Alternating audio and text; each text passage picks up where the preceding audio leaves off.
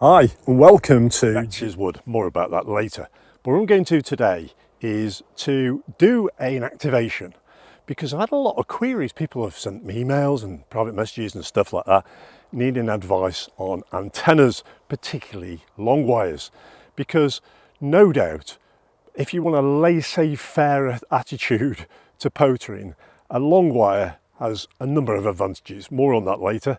So this is a proper laissez-faire activation using a long wire, not doing it properly at all, but showing you that it can be effective and just how easy it is, and also very cost effective. Okay, so the kit I've got here today.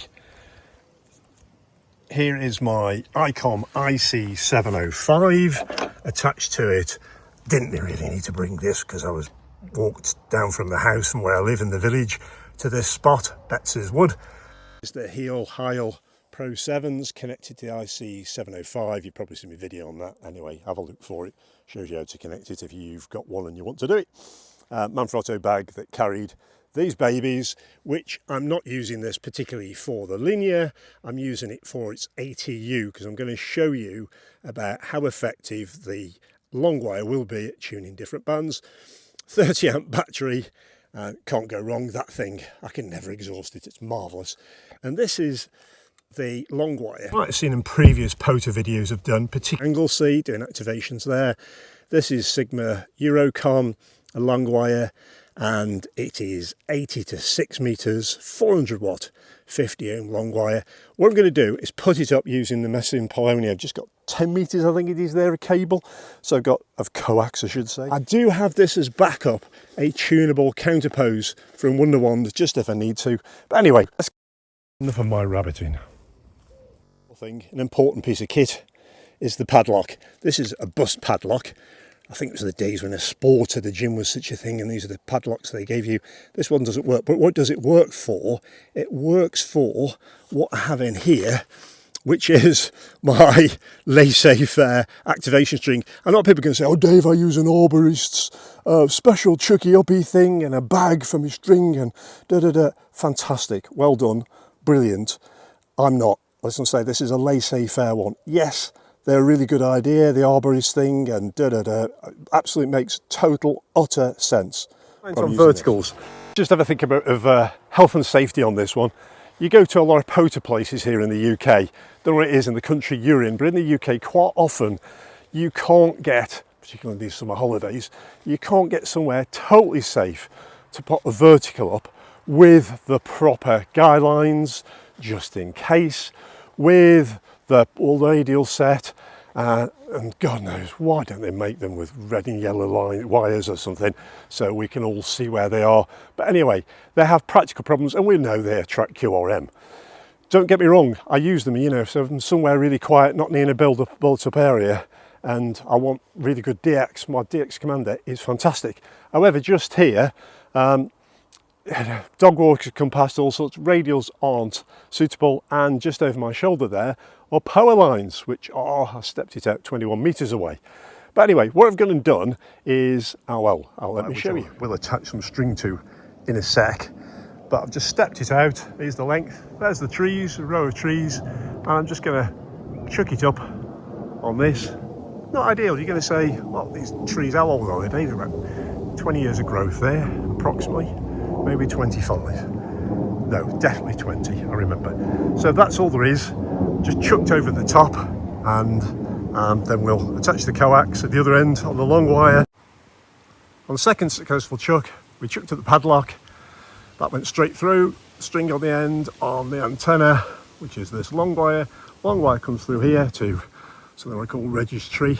Probably needs to go higher up there, but hey, let's say this is a laissez-faire. Then we're going to use the coax as a counterpoise, and if the counterpoise isn't effective, we've got the Wonderwand one that we can put on. Quick thing about this park, Betsy's Wood. You might say, Dave, who's it named after? It's named after Roger Betts, who was from the village. And Roger Betts, a radiometer from Tamworth, which is 11 miles that way, is also someone who's activated this park. So it's named after Roger Betts. It's been activated by another Roger Betts, and when the radiometer Roger Betts was in hospital, there was somebody in the next bed to him. and their name was Roger Betts. So, as you can guess, there's a lot of bets around here, but are the bets on if this will work? You can't beat these jokes on my channel. What I'm going to do is tune the rig and, well, tune the antenna, I should say, or the ATU. What we're going to do now is start at 80 meters, which is supposed to be the bottom end of the range for this long wire. Really needed to get some of that lovely soapy stuff that they sell in a can at Radio World for cleaning radios. I know it's another one. Put the rig on FM and 5 watts for the RC705, gets to work, take the power amp off, and then tune. So that's essentially what I'm going to do, and I'll do the same sort of procedure through all the bands, give you an idea, and just give you an idea what the SWR is going to be. So here we go. You've probably seen loads of people do this. What you do is you keep your finger on the ATU button there. See there, you keep your finger on that. You press to talk, and then this is the Heil press to talk for here. You press that and you keep it going with 5 watts going from the ICOM into the Zygu, and eventually it will stop tuning. And we can see, if I show you here, not an amazing tune. SWR, it's 2.7, it's workable, but it's 2.7, there you go. 40 meters, 1-to-1, tuned. Let's get this stable for you. 1.2 on 30 meters. 20 meters, get that, 1.1-to-1. And the awesome DX band, 17 meters, we get another good SWR. 6 meters, again, tunes in just fine. 15 meters again, a Doddle's tune, very quick. You get the idea now with 12 meters, another DX's favourite, very easy to SWR. And the same with 10 meters. Just to take you through what we've got, if we go in line, we have the wire up the tree, right over there, right the way through to the unbalanced to unbalanced, which is 9-to-1, and that then comes down the coax, which is acting as a counterpose, poser, whatever you want to call it, that then goes into the choke that stops RF getting back into the gear when we're running a bit of power. There you go. Delta Lima stroke Sugar Queen 8, November Oscar Delta, Portable. Thank you, good afternoon, my name is Chris, 805 watts, 51 equivalent. Port Park, Delta Echo 0378, Delta Echo 0378, Mike back to you. Right, 10 minutes to activate this. Well, not activate it really, because I was just going to try to see what happens. So 20 meters is big QSB today, and also, let's get me excuses in early, big QSB today, and also, for some reason, people are getting all excited in pile-ups and Italian stations and all sorts, but don't know what's going on there. They're obviously running, QRP 1000 watts and getting out there. So, this Italian QRP, just a little joke of mine, which is another terrible joke. Anyway, what we did, we managed to speak to somebody on a POTA thing, as you probably heard, hopefully. So we got through, contacted somebody who's doing a POTA, gave them a park to park, because this is obviously another park. So that's pretty good, isn't it, really? That's all right. So yes, it does work. It isn't optimal, but it does work. And you can just run through loads of bands. So you don't have to keep running up and down. You've got them on those horrible coil things, and they go all tuned to the noise, getting to 1,000 steps running backwards and forwards. All you have to do is chuck it up there and then pack it away. How long did it take, you say, Dave, to put this thing up? Honestly, like 5 minutes, 10 minutes as an absolute stretch to set everything up. So getting home, because I had problems with this, which is the DJI mic on there, as you can probably tell by the edits I had to put in, so apologies about that.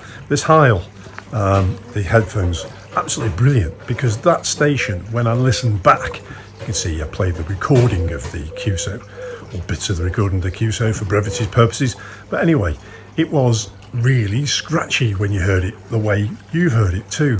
Through these headphones, it was fantastic. If you can pick a pair up the right price, there's always somebody about who's bought a 760-10 ICOM, a big linear, all the kit who's got recently full licensed and then decides they want to go and do an old hobby, and you can pick something up off the G3, whatever it is, flea market, or wherever you get your stuff from. Anyway, so there's a bit of a top tip, or pay full money at your favourite radio store. But anyway, that really worked, and you can tell from the QSO, I hadn't curated that by spending ages to try and find somebody who said, oh, you're 5 and 9 plus 20 or whatever. That was me with a long wire up. First person I come across was shouting CQ. I called them after an EA station. I called them and got through. and had a quick QSO, and I'm sure if they'd sat there for long enough, I'd have had a really successful time. A quick addition to the video after wandering home. You might be wondering why I didn't use this QRP, which is the ICOM 705's additional cost, and it is an additional cost. Automatic tuner, which is absolutely fab. I think Peter at Walter and Stanton did a great video on how to use it, but it really is great. But I wanted to show the SWR figures, and that's why I use the Zygo. So there you go. The Joby is an extra, by the way. So there you go. Hope that was useful for you. Comments down below, subscribe, all that sort of stuff. Really appreciate you taking the time to watch this. Whatever you do with your radio, really enjoy it. Thanks ever so much. 73s.